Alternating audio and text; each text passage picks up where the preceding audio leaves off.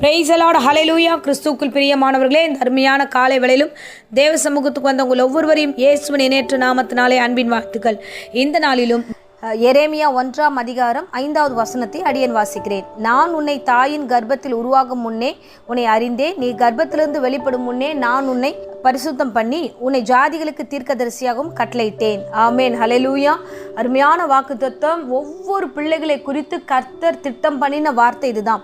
தாயின் கர்ப்பத்தில் இருக்கும் பொழுதே ஆண்டவருடைய கண்கள் நம்மை கண்டிருக்கிறது. இந்த பிரசங்கத்தை கேட்கிற அருமையான பிள்ளைகளே, உங்களை குறித்ததான திட்டத்தை ஆண்டவர் சொல்லுகிறார். ஆண்டவர் உங்களை தெரிந்து கொண்ட இடம் எங்கவென்றால் தாயினுடைய கரு உருவாகும் முன்பே தெரிந்து கொண்டார். பாருங்க, அது மாத்திரம் இல்லாம, அதை தெரிந்து கொண்டது மாத்திரம் இல்லாம உருவாகும் பொழுதே அந்த கர்ப்பத்திலிருந்து நீங்கள் வெளிப்படுவதற்கு முன்பதாகவே பரிசுத்தம் பண்ணினார் என்று வேதம் சொல்லுகிறது. ஹல்லேலூயா. சோ ஆகையால நாம இந்த நாட்களில் ஆண்டவரே நான் பாவம் செஞ்ச, நான் பாவத்துல இப்படியாய் வாழ்ந்துட்டு இருக்கிறேன் என்று நீங்க கலக்கப்பட வேண்டிய அவசியம் இல்லை. தாயின் கர்ப்பத்திலே உங்களை பரிசுத்தம் பண்ணின தெய்வம் நாம் கடந்து போகும்போது நிச்சயமாய் கர்த்தர் நம்மை ஆசீர்வதித்து அபிஷேகம் பண்ணி பாவங்களை மன்னித்து நம்ம வழிநடத்த அவர் வல்லவராய் இருக்கிறார். ஆமென்.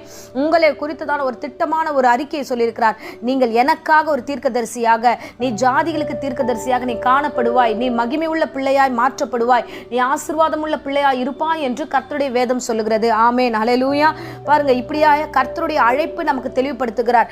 உங்களை குறித்ததான அழைப்பை கர்த்தர் தெளிவுபடுத்துகிறார். ஆமென்.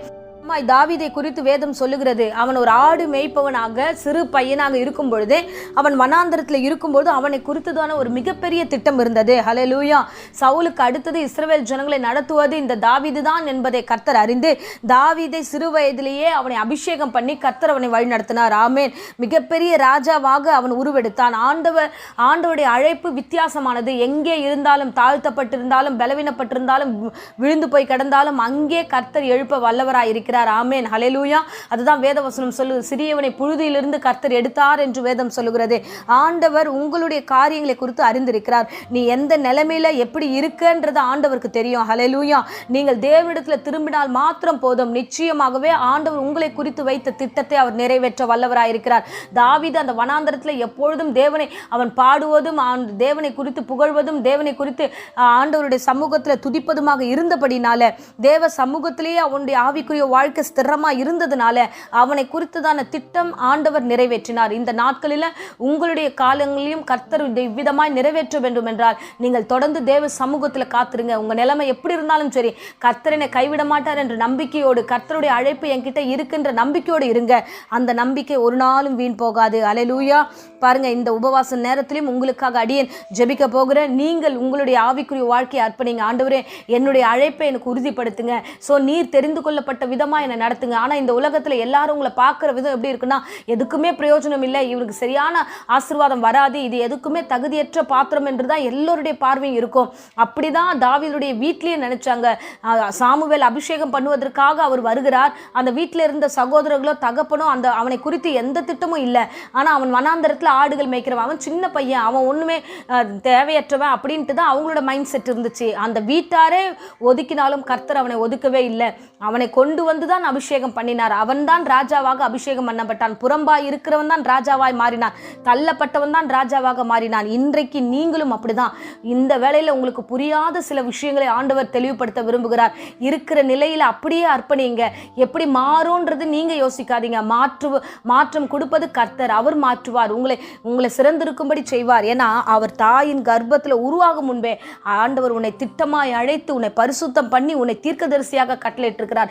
மற்ற ஜனங்களுக்கு நீ பிரயோஜனமான பாத்திரம், மற்ற ஜனங்களுக்கு நீ ஆசீர்வாதமான பாத்திரமாக உன்னை உருவாக்கி வைத்திருக்கிறார். ஆமென், ஹல்லேலூயா. ஸோ ஆகையால உங்களை குறித்து நீங்கள் அற்பமா எண்ணாதிருங்க.